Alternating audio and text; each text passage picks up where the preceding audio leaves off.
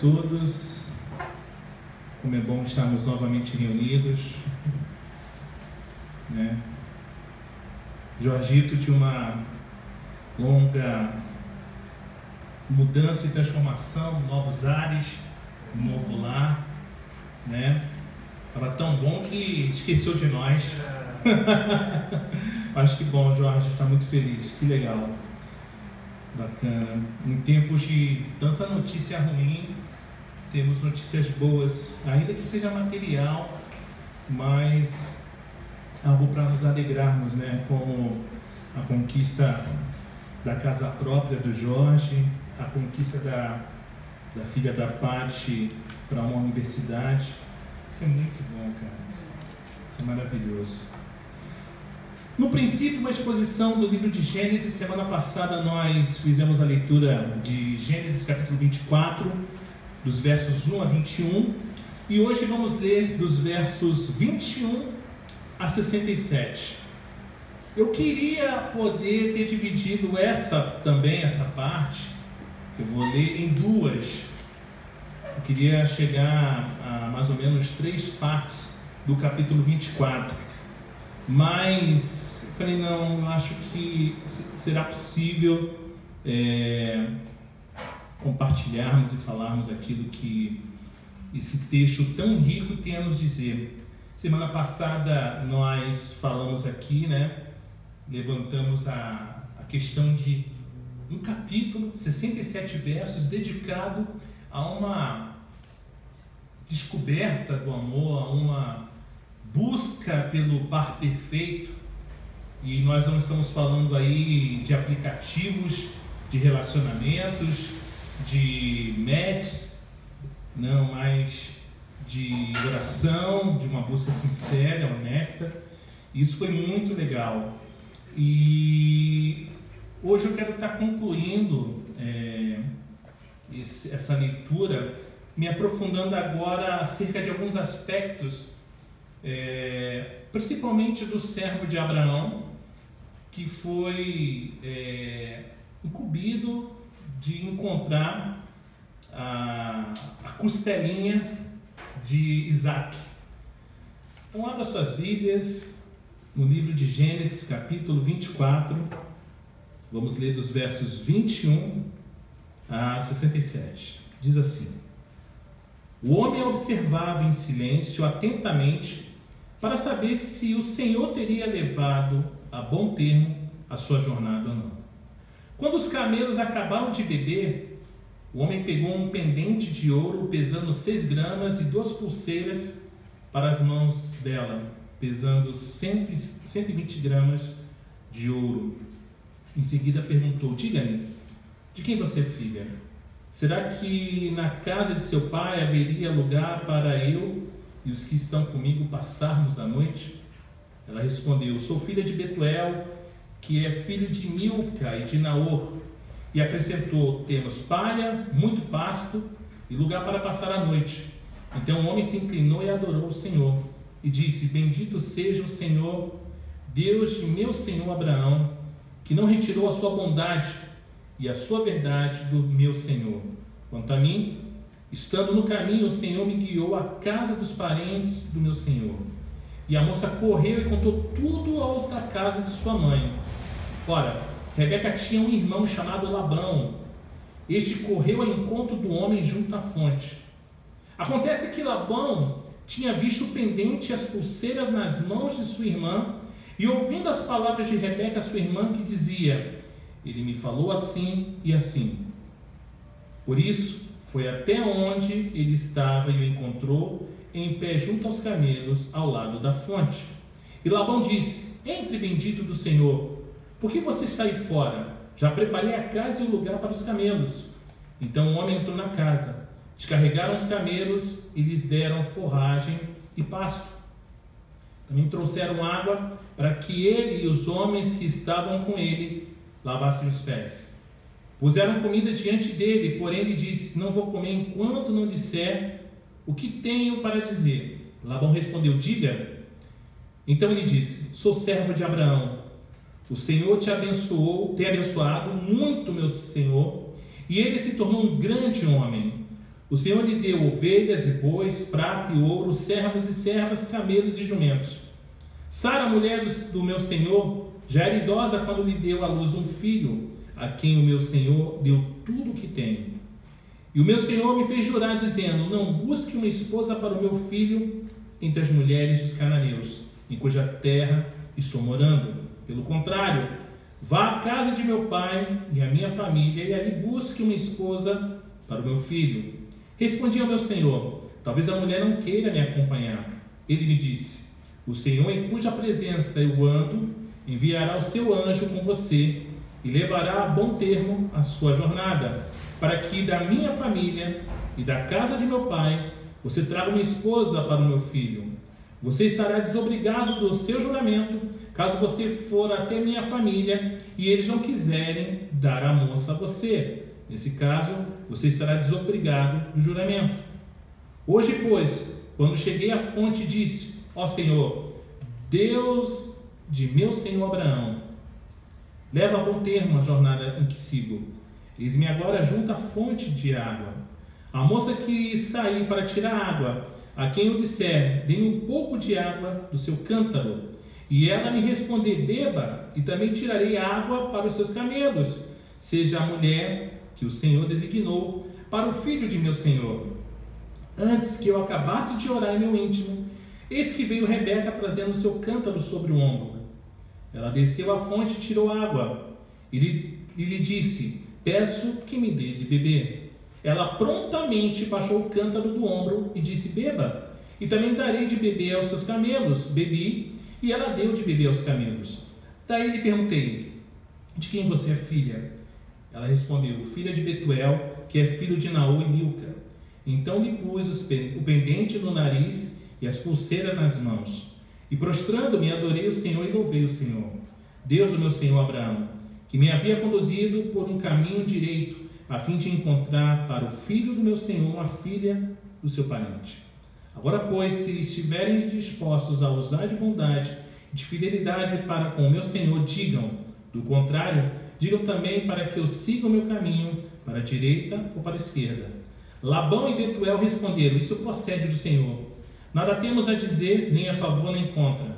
Aqui está Rebeca, leve-a com você, e que ela seja mulher do filho do seu senhor, segundo a palavra do Senhor Deus. Quando o servo de Abraão ouviu tais palavras, prostrou-se em terra diante do Senhor, tirou joias de ouro e de prata, e vestidos, e deu a Rebeca. Também deu ricos presentes ao irmão e à mãe dela. Depois comeram e beberam, ele e os homens que estavam com ele, e passaram a noite. De madrugada, quando se levantaram, o servo disse: permitam que eu volte ao meu senhor. Mas o irmão e a mãe da moça disseram: deixe que ela fique conosco mais alguns dias, pelo menos 10, e depois poderá ir. Ele, porém, lhe disse: não me detenham, pois o Senhor me tem levado a bom termo na jornada. Deixe que eu volte ao meu senhor. Disseram: vamos chamar a moça para ver o que ela diz. Chamaram, pois, Rebeca e lhe perguntaram: você quer ir com esse homem? Ela respondeu: sim, quero. Então deixaram que Rebeca, a irmã deles, partisse, junto com a sua ama, com o servo de Abraão e os homens que estavam com ele.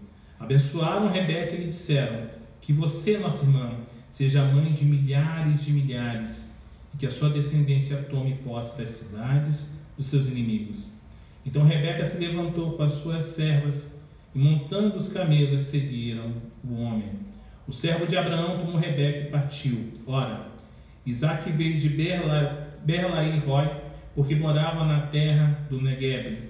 Ao cair da tarde, Isaque saiu para meditar no campo.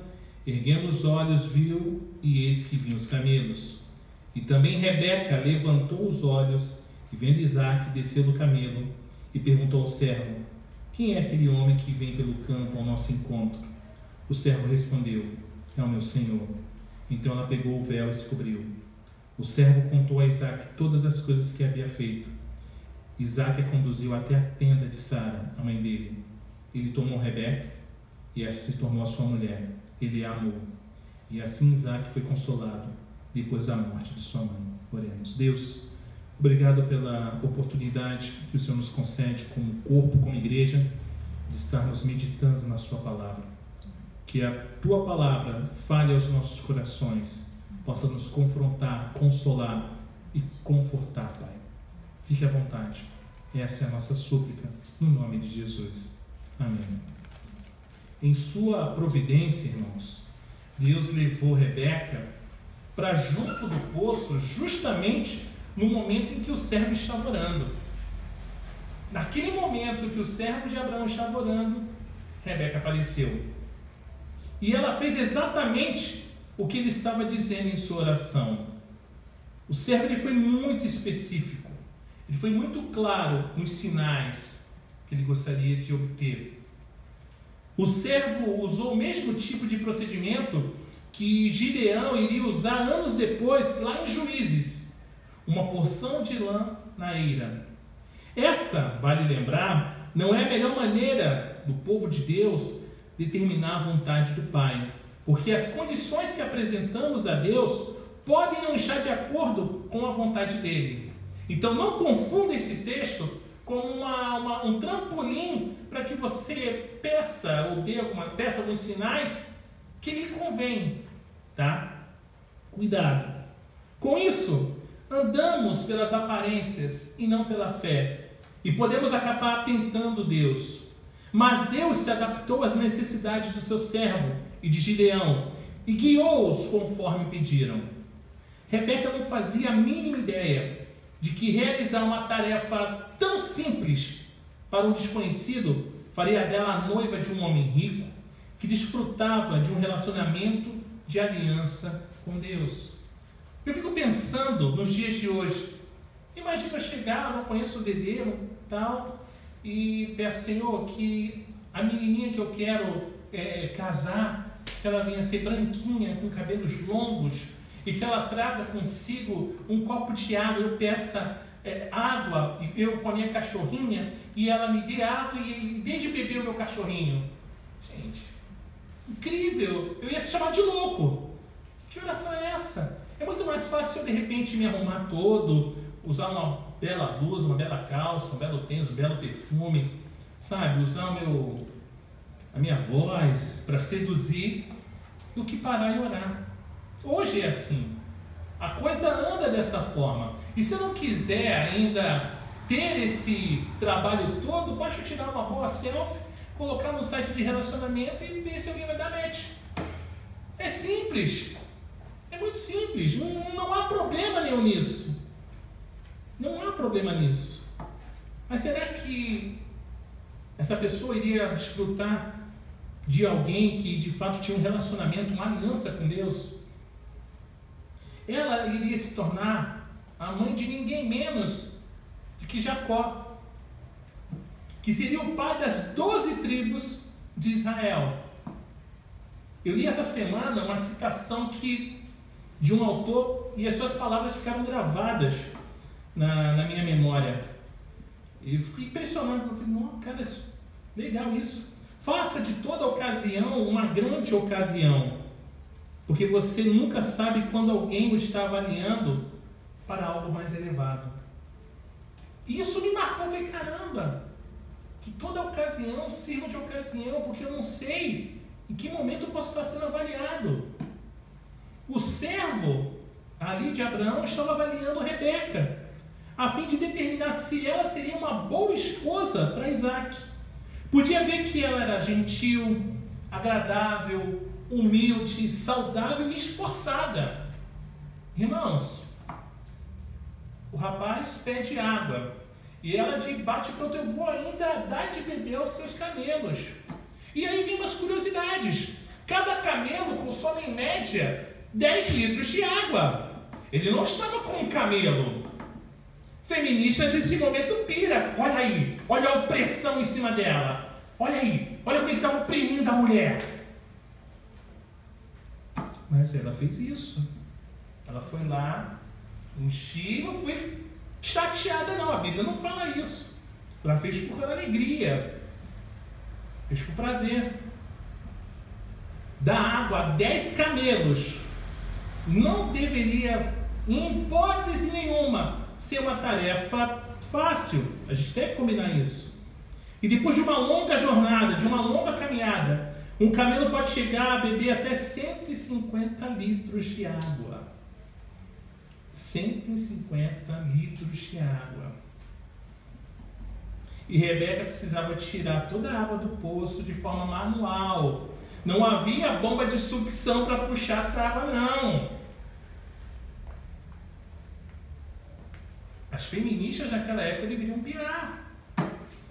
A pergunta de quem és filha, como lemos no verso 23, ela é fundamental para qualquer pretendente.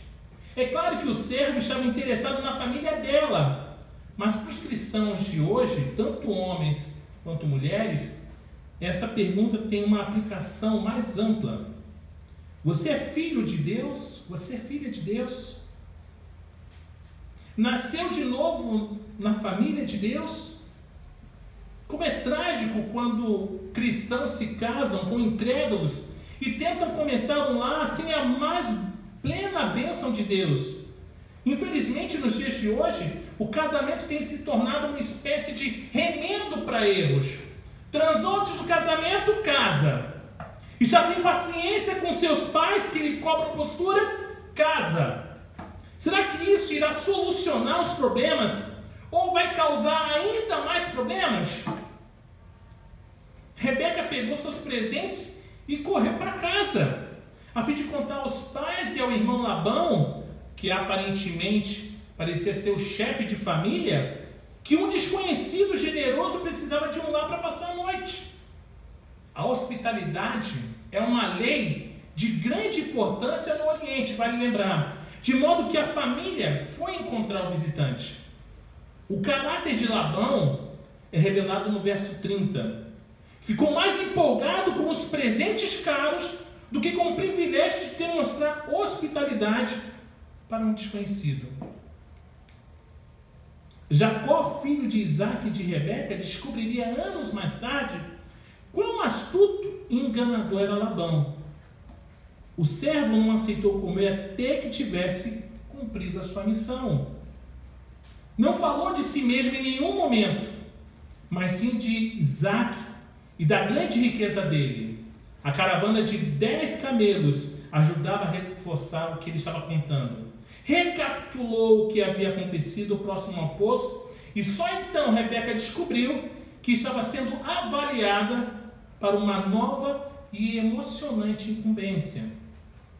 Mas gente bonita e fofa de Deus, será que a família a deixaria ir e será que ela concordaria em partir? Antes de ficarmos sabendo as respostas a essas perguntas, a gente deve fazer uma pausa para ver de que modo o servo retrata a obra do Espírito Santo no mundo de hoje, quando usa os cristãos para testemunhar sobre Jesus. O servo, ele não falou de si mesmo, mas ele falou do seu Senhor e das riquezas dele, não foi verdade? Em nenhum momento ele falou, olha, não. Ele sempre mostrou, sempre indicou, sempre apontou para o seu servo, para o seu Senhor, perdão. Deu provas de riqueza de seu mestre, assim como o Espírito nos dá as primícias como penhor de nossas riquezas espirituais em Cristo, conforme Efésios 1. E aí vem, o melhor ainda está por vir. A tarefa do servo não era argumentar nem subornar, mas apenas dar testemunho da grandeza de seu Senhor. Ele só deveria dar testemunho. Ele não tinha que argumentar absolutamente nada, só testemunhar. A obra seria do próprio Espírito Santo. Ele não precisa argumentar nada, dizer você, não. A palavra, o Espírito vai confrontar e vai argumentar por nós. Ele não forçou Rebeca a se casar com Isaac. Simplesmente lhe apresentou os fatos e lhe deu a oportunidade de tomar uma decisão. Só isso. Apesar de não haver nada de errado em exortar as pessoas a buscar a salvação, nós devemos ter cuidado de não tentar assumir o lugar do Espírito Santo, pois só Ele pode realizar a obra de convencer o coração humano. O irmão e a mãe de Rebeca consentiram que ela se casasse com Isaac, porém desejavam que a moça esperasse pelo menos 10 dias antes de partir. E convenhamos, seria um pedido até mesmo natural, uma vez que os pais queriam passar o máximo de tempo com ela, e talvez até convidar os vizinhos para comemorar com a família. É claro que ficaram encantados com os ricos presentes que aquele servo lhes deu, provavelmente o dote do casamento. Sem dúvida, queriam saber mais sobre Isaac e o lar que Rebeca iria dividir com ele. Assim como o servo não se demorou em apresentar o seu pedido, também não desejava adiar a conclusão de sua missão. Quando o Senhor está operando, é hora de ir em frente. Ele pediu que deixassem Rebeca decidir. E a resposta dela foi: eu vou. Se houvesse naquela época uma rede social, né? Jerusalém é book.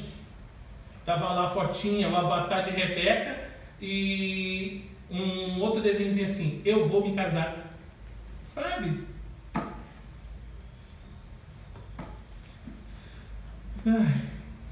Ele pediu que deixassem Rebeca decidir. E ela decidiu: eu vou. Essa é uma decisão que todo pecador deve tomar para se comprometer com Deus e compartilhar de seu lar no céu. Olha a conexão. E as pessoas dizem que o Velho Testamento não fala de Jesus e essas coisas. Olha a conexão. Mas o que levou Rebeca a tomar a decisão certa, irmãos? Ela ouviu o que o servo tinha a dizer sobre Isaac e acreditou em seu relato. Viu provas de sua grandeza, generosidade e riqueza e sentiu o desejo de pertencer a ele pelo resto da vida. Pertencer a ele. Nunca tinha visto Isaac, mas o que ela ouviu a respeito dele a convenceu a ir para Canaã com seu servo. Eu lembro quando eu conheci Dedê, aí não tinha redes sociais, não existia. O que tinha era salas de bate-papo. E eu lembro que a Dedê falou como ela era, e eu me apaixonei. Falei: gente, resposta da minha oração. E eu nunca tinha visto foto da Dedê. E assim, pessoal, cara, mas se ela for feia? Não, ela é linda. Ela é linda. Eu acredito no relato dela. Era mais fácil, de repente, eu exagerar um pouco. Eu sou alto, bonito, tenho muitos cabelos, né? Mas eu acreditei naquilo. Hoje não, hoje já não existe isso. Não tem como. Seus pais e amigos poderiam ter apresentado a Rebeca muitos argumentos contrários à sua decisão. Mas Beca, você nunca viu esse homem? Talvez esse servo seja um impostor. Beca, Isaac mora a quase 800 quilômetros daqui. É uma viagem tanto. Beca, você nunca mais vai voltar a ver a sua família. Mas Rebeca disse: eu vou. Talvez quando tomamos a decisão de caminhar com Jesus e de confiar plenamente nele, muitos dizem: mas Léo, você vai deixar toda essa vida que você tinha de curtição, de prazer? Vou. Cara, mas você vai se tornar um alienado. Você está louco? Não, eu vou, eu quero isso. Cara, mas não, eu vou. Ela estava decidida a fazer a longa e difícil viagem e se tornar a esposa de um homem sobre o qual só tinha ouvido falar. Antes te conhecia de ouvir falar. Isso é um clássico. Fica clara aqui, irmãos, a aplicação para aqueles que ainda não são servos nos dias de hoje. Não deve adiar a sua decisão de seguir a Cristo. É uma decisão de fé baseada nas evidências oferecidas pelo Espírito Santo por meio de sua palavra e do testemunho da igreja. Glória a Deus. O pecador que protela pode perder a oportunidade de pertencer à família de Deus e de viver no céu, conforme João 14. Hebreus, no capítulo 3, no verso 7, diz: hoje, se ouvirdes a sua voz, não endureçais o vosso coração. Segundo aos Coríntios, capítulo 6, verso 12 diz: eis agora o tempo sobremodo oportuno, eis agora o dia da salvação. No culto de encerramento de uma grande cruzada evangelística realizada em Fort Worth, no estado do Texas, o Dr. George W. Trent, que naquela época era pastor da primeira igreja batista de Dallas, disse ao grande público ali reunido: Satanás não se importa que homens e mulheres venham à casa de Deus e a cultos públicos como este, nem que prestem atenção e sejam profundamente tocados, desde que deixem passar essa oportunidade religiosa e vão embora sem que nada mude. Que possibilidade assustadora deixar passar essa oportunidade, abrir mão de sua alma e permitir que se perca para sempre. Eu lembro, para quem não sabe, eu encontrei Jesus numa Assembleia de Deus e me recordo que o pessoal ali fazia o convite: você gostaria de professar Jesus como seu Senhor? Aí eu, não é a hora. Aí eles sempre cantavam uma música quando a pessoa dizia que não. Vai ter uma festa no céu, anjos vão cantando, que pena, se faltar você. Eu falei, gente, eu ficava mal com aquilo. Gente, não quero aceitar agora não vou mais. É algo tão assim, mas é um fato, é uma realidade assustadora, é uma possibilidade assustadora. E aí, 150 anos atrás, Charles Spurgeon disse à sua congregação em Londres: 10 dias podem não parecer muito tempo, mas talvez 10 dias seja muito tarde. Um dia não é muita coisa, mas talvez um dia a mais represente um dia de atraso eterno. Um minuto de atraso pode significar estar atrasado para sempre. Eu falei, gente, que isso? A história toda deixa claro, irmãos, que Deus havia escolhido Rebeca para Isaac. Sua orientação providencial é vista a cada passo do caminho. No entanto, contudo, Rebeca teve de decidir se ficaria com Isaac.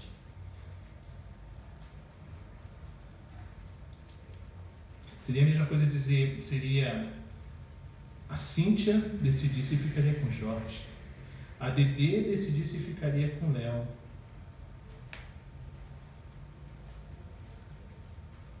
Não há conflito algum entre a soberania divina, ou seja, o plano de Deus, e a responsabilidade humana, a decisão do homem. Na verdade, Jesus ensinou sobre ambas em uma só declaração, lá no Evangelho de João, capítulo 6, verso 37. Todo aquele que o Pai me dá, esse virá a mim. Ou seja, responsabilidade divina. E o que vem a mim, ou seja, responsabilidade humana, de modo nenhum o lançarei fora. Existe a responsabilidade divina, mas também existe a responsabilidade humana. E muitas das vezes, irmãos, nós nos esquecemos disso. Nós só queremos atribuir a responsabilidade divina e não queremos tomar responsabilidade naquilo que nos cabe.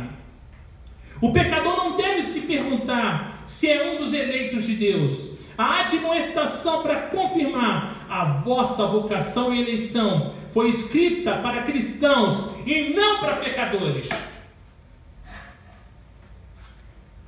O que os pecadores perdidos devem perguntar é o seguinte: que devo fazer para que seja salvo? E a resposta é clara, é absoluta e ao mesmo tempo simples: crer no Senhor Jesus. E quando Deus fala com você, essa é a hora de responder e de colocar sua fé em Cristo. Definimos quais serão nossas decisões. Então a situação se inverte e as decisões é que nos definem. Desde o minuto em que saiu de casa, Rebeca se viu sob o cuidado providencial de Deus e passou a fazer parte de um plano emocionante que traria salvação para o mundo todo. Se Rebeca tivesse ficado na Mesopotâmia e se casado com um dos homens da região, nunca mais teríamos ouvido falar dela. Os camelos viajavam cerca de 38 quilômetros por dia. Podiam percorrer até 80 quilômetros diariamente, se fosse necessário, enquanto a média de uma pessoa a pé seria de cerca de 30 quilômetros por dia. Uma caravana de 10 camelos, por exemplo, com servos e guardas, podia facilmente fazer a viagem de ida e volta entre Hebrom e a Mesopotâmia em menos de 2 meses. O servo era o tipo de homem que não permitia atrasos e estava ansioso para completar com sucesso sua incumbência. Certamente Abraão e Isaac estavam orando por ele e por sua missão, e suas orações foram respondidas. Com o seu nascimento miraculoso, Isaac, irmãos, é um retrato de nosso Senhor Jesus. Também prefigura o Senhor em sua disposição de obedecer ao Pai e de entregar a sua vida.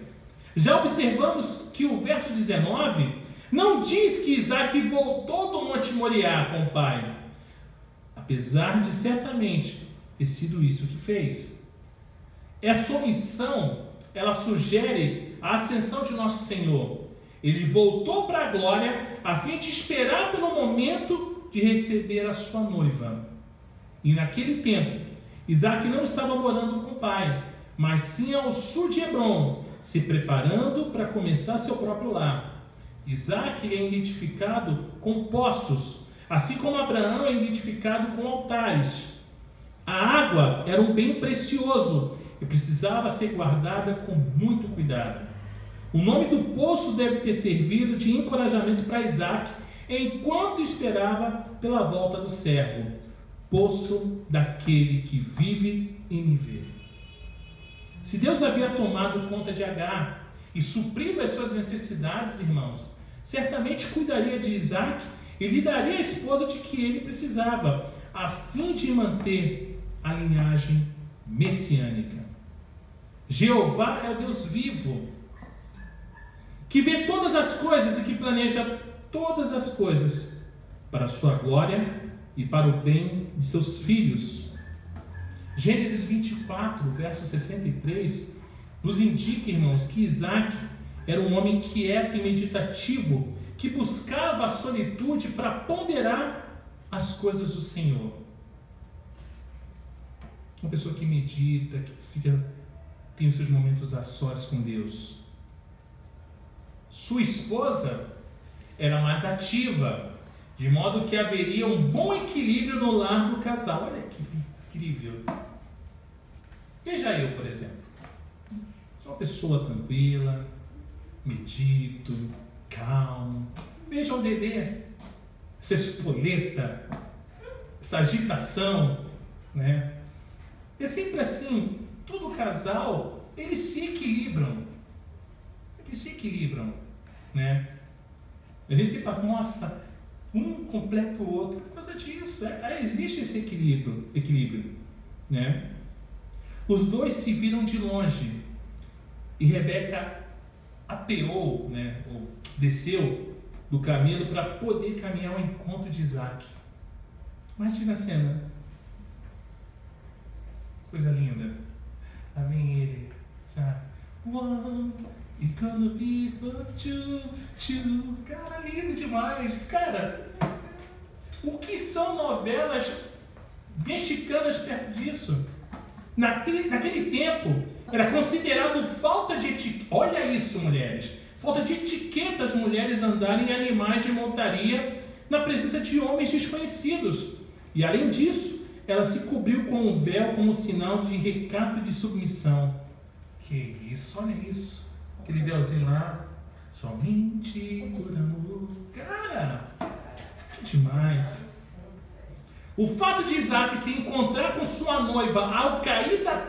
Olha o cenário. Ao cair da tarde. Perfeição. É significativo, pois quando Jesus vier buscar sua igreja, será em um tempo de escuridão espiritual. Será que nós já estamos num momento de escuridão espiritual? Assim como um novo dia nasceu para Rebeca, também a vida de Jesus trará um novo dia para o seu povo. Aleluia. Amém. No entanto, aquele encontro envolveu muito mais do que um noivo tomando para si a sua noiva.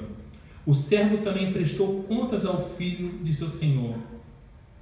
Quando Cristo vier buscar a sua igreja, não haverá apenas uma alegre festa de casamento, mas também um tribunal solene, em que as nossas obras serão examinadas, a fim que sejam distribuídas as devidas recompensas. Para Isaac, foi um caso de amor à primeira vista. Rapaz, mas o que Cristo viu em nós para nos querer como noiva? Na boa, a gente não tem nada de Rebeca. A gente não tem nada de Rebeca. A gente não sabe esperar. Somos ansiosos. Queremos fazer tudo por conta própria. Tipo Pretty Woman, cara. Sabe?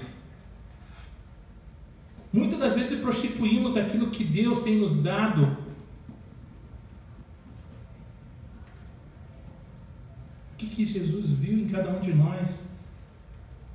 Éramos pecadores rebeldes sem qualquer beleza nem mérito de que nos gloriar.